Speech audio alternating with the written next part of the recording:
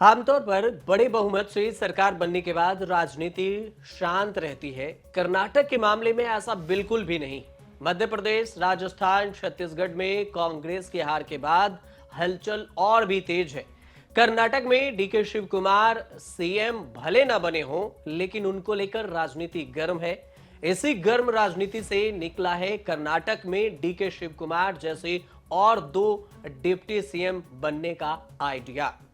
दो deputy CM बनाने का ये आइडिया भी वहीं से है। कर्नाटक कांग्रेस में दो कैंप माने जाते हैं। एक कैंप है सीएम सिद्धारमैया का, तो दूसरा है डीके शिव कुमार का। सिद्धारमैया कैंप के नेता 5 जनवरी को डिनर पार्टी पर मिले। पीडब्ल्यूडी मंत्री सतीश जारकीहोली डिनर पर पार्टी के होस्ट थे।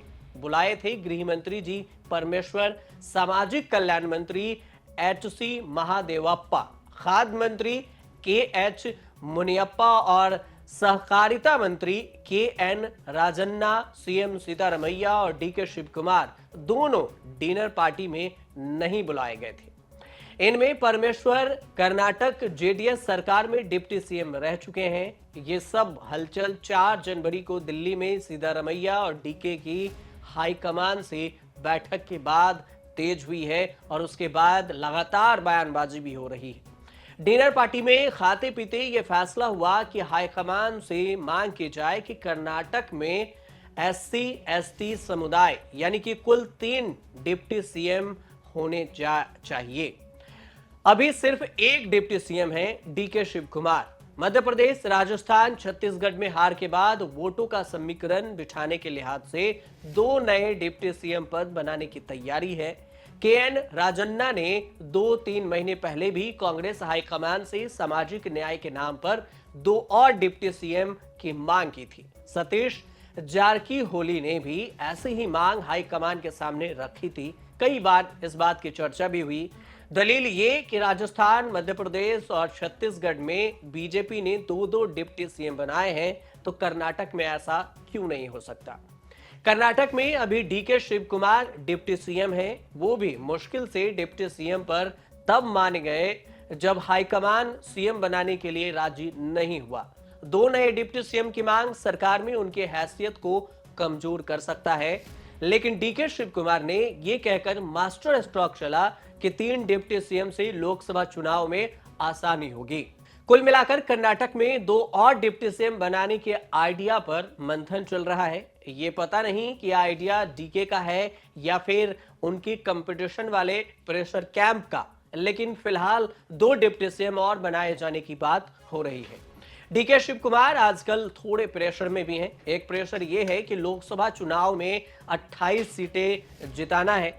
दूसरा प्रेशर यह है कि कांग्रेस के अंदर वाले ग्रुप भी उन पर दबाव डाल रहे हैं। और तीसरा प्रेशर है कि उनके खिलाफ चल रही जांच के तेज होने का, जिसमें डीके शिव कुमार कह चुके हैं कि उनका पॉलिटिकल कैरियर खत्म करने की साजिश चल रही है। तो कुल मिलाकर डीके के ऊपर 3 दबाव इन दिनों चल रहे हैं। आय से अधिक संपत्ति के जिस मामले की जांच सीबीआई कर रही है, उसे वापस ले रही है कर्नाटक सरकार, लेकिन सीबीआई ने जांच वापस लेने के फैसले को कर्नाटक हाई कोर्ट में चुनौती दे दी। They have given notice to various people after the government has withdrawn the permission given to CBI and handed over to Lokayukta also. They have given, I don't know what is their intention, but it shows that they want to trouble me, trouble the party and all these things. Some big plot is going on. I don't want to comment on it. I think justice will prevail at the right time. BJP विधायक वसव गौड़ पाटिल यतनाल ने भी अलग याचिका लगाकर जांच वापस लेने का विरोध किया है। कर्नाटक हाई कोर्ट के एक जज की बेंच ने चीफ जस्टिस की बड़ी बेंच में भेज दिया है इस याचिका को। चीफ जस्टिस तय करेंगे कि केस बड़ी बेंच को भेजा जाए या फिर क्या किया जाए, इसके बाद ही तय होगा। लेकिन कुल मिलाकर कर्नाटक के सियासत में गर्माहट लोकसभा चुनाव से पहले ही हो रही है। एक तरफ pressure politics DK Shiv Kumar को लेकर तो दूसरी तरफ दो डिप्टी सीएम को लेकर कि कर्नाटक में भी बीजेपी के तौर पर दो डिप्टी सीएम बनाए जाएं। जिस तरह से बीजेपी ने राजस्थान, मध्य प्रदेश और छत्तीसगढ़ में दो डिप्टी सीएम बनाए, ठीक वैसे ही कांग्रेस के वाले राज्य कर्नाटक में भी दो डिप्टी सीएम बने। आप देखते रहिए न्यूज़ तक।